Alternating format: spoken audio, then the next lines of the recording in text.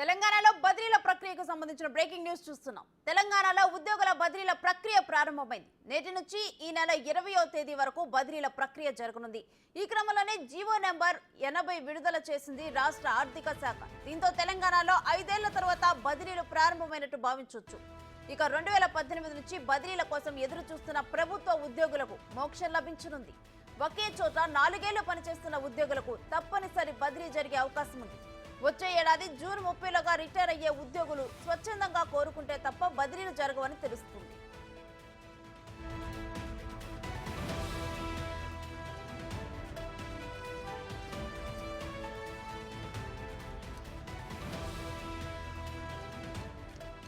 బదిలీలకు సంబంధించి ప్రభుత్వం web counselling ద్వారా ఉద్యోగుల ఆప్షన్లను స్వీకరించనుంది. జూలై 5 నుంచి 8 వరకు ఉద్యోగ సంఘాలతో చర్చించి ఖాళీలు, ఉద్యోగుల వివరాలు వెల్లడిస్తారు. జూలై 9 నుంచి 12 వరకు ఉద్యోగుల నుంచి ఆప్షన్ల స్వీకరణ జరుగుతుంది. జూలై 13 నుంచి 18 వరకు ట్రాన్స్ఫర్ల అప్లికేషన్ల పరిశీలన జరగనుంది. జూలై 19 నుంచి 20 తేదీల్లో బదిలీల ఉత్తర్వులు జారీ కానున్నాయి. అలాగే జూలై 1 నుంచి ఉద్యోగుల సాధారణ బదిలీలపై నిషేధం విధించనుంది ప్రభుత్వం.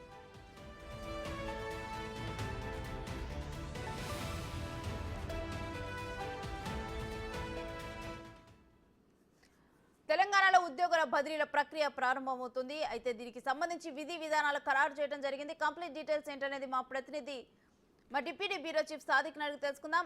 సాదిక్, జూలై 20తో ఈ బదిలీల ప్రక్రియ అనేది ముగించనున్నారా? డీటెయిల్స్ ఏంటి? ఎస్ రెండు ప్రధానంగా 5 ఏళ్ల తర్వాత ప్రభుత్వ ఉద్యోగుల బదిలీ ప్రక్రియకు రేవంత్ రెడ్డి సర్కారు గ్రీన్ సిగ్నల్ ఇచ్చింది. ఈ మేరకు జీవో నంబర్ 80ని ఆర్థిక శాఖ జారీ చేసింది. ఈ నెల అంటే ఈ రోజు నుంచి ఈ నెల 20 తారీఖు వరకు కూడా ఉద్యోగుల ట్రాన్స్ఫర్స్ ఉండబోతుంది. ప్రధానంగా వెబ్ కౌన్సిలింగ్ ద్వారా ఉద్యోగులు సంబంధించినటువంటి ఆ ట్రాన్స్ఫర్స్ కార్యక్రమం ఉంటుంది. పూర్తి స్థాయిలో కూడా పారదర్శకంగా చేసే లక్ష్యంగా ప్రభుత్వం అయితే చర్యలు చేపట్టింది. నేటి నుండి కూడా దరఖాస్తులకు సంబంధించిన అంశాలపైన కూడా వెబ్సైట్ ద్వారా వాళ్ళు పూర్తి స్థాయిలో వాళ్ళు కౌన్సిలింగ్కు చేసుకోవాల్సి ఉంటుంది. సో విధి విధానాలకు ఖరారు కూడా చేసిన సందర్భం కనబడుతుంది. గతంలో కూడా మనకు జూన్ సంబంధించిన 30 తారీఖు లోపు రిటైర్డ్ అయ్యేటువంటి వాళ్ళు ఎవరైతే ఉన్నారో వారికి మాత్రం వారు సొంతంగా ఎక్కడైతే ఉండొచ్చు వాళ్ళు ట్రాన్స్ఫర్ పెట్టుకోవచ్చు, లేకపోతే ఉన్న చోటనే వాళ్ళు రిటైర్డ్ అవ్వడానికి ఆస్కారం ఇచ్చింది. కానీ 4 ఏళ్లకు పైబడినటువంటి వాళ్ళకు మాత్రం తప్పనిసరిగా ట్రాన్స్ఫర్ చేసే అంశంపైన కూడా ఈ జీవో నంబర్ 80లో పొందుపరిచింది. ఈ అంశంపైన పూర్తిస్థాయిలో ఇప్పటికే ఉద్యోగ సంఘాలతో చర్చించినటువంటి ఆర్థిక శాఖ విధి విధానాలు కూడా ఖరారు చేసింది. ఈ రోజు నుంచి ఈ నెల 20 తారీఖు వరకు కూడా ఉద్యోగుల ట్రాన్స్ఫర్ కార్యక్రమం ఉంటుంది. ఆ తర్వాత 21 నుంచి కూడా తిరిగి మళ్ళీ నిషేధం విధించబోతున్నారు. 5 ఏళ్ల పాటు అంటే 5 సంవత్సరాల తర్వాత జరుగుతున్నటువంటి ఉద్యోగుల భర్తీ అంటే ఉద్యోగులకు సంబంధించిన ట్రాన్స్ఫర్స్ కావడంతో ఉద్యోగ వర్గాల్లో హర్షం వ్యక్తం చేస్తూ ఉంది. గతంలో నుంచి కూడా ఎప్పటి నుంచి కూడా ఉద్యోగుల బదిలీ పైన కూడా అనేకమైనటువంటి దరఖాస్తు చేసినప్పటికీ గత ప్రభుత్వాలు ఉద్యోగుల విషయంలో చాలా ఉదాసీనంగా వ్యవహరించింది. అంతేకాకుండా ఉద్యోగులకు 1వ తారీఖు జీతాలు ఇవ్వకుండా 15వ తారీఖు 20వ తారీఖు ఇచ్చినటువంటి సందర్భం కనబడుతుంది. సో రేవంత్ రెడ్డి ప్రభుత్వం ఏర్పడిన తర్వాత ఉద్యోగులకు సంబంధించిన ప్రమోషన్ విషయంలో ఇప్పటికే స్కూల్ అసిస్టెంట్, ఎడ్జిటి సంబంధించినటువంటి ఉపాధ్యాయులకు ప్రమోషన్స్ ఇస్తూనే మరోవైపు సాధారణ బదిలీలకు కూడా గ్రీన్ సిగ్నల్ ఇచ్చింది. ఈ మేరకు యుద్ధ ప్రాతిపదికన జీవో నంబర్ 80ని జారీ చేసిన విషయం తెలిసింది. ఆర్థిక శాఖ అధికారులు ఇప్పటికే ఉద్యోగ సంఘాలతో చర్చించుతున్నారు. వారు పూర్తి స్థాయిలో కూడా పారదర్శకంగా ఉండాలి, ఎక్కడ కూడా ఎటువంటి మీడియేటర్స్ లేకుండా ఈ యొక్క కౌన్సిలింగ్ ఉండే విధంగా చర్యలు చేపట్టడం జరిగింది. సో అన్ని ఇన్వాల్వ్మెంట్ కూడా పూర్తి స్థాయిలో కూడా పారదర్శకంగా ఉండాలి. అదేవిధంగా ఆన్లైన్ ద్వారా కూడా ఈ యొక్క కార్యక్రమం అంటే బదిలీ కార్యక్రమం ఉంటున్న నేపథ్యంలో ఉద్యోగులందరూ కూడా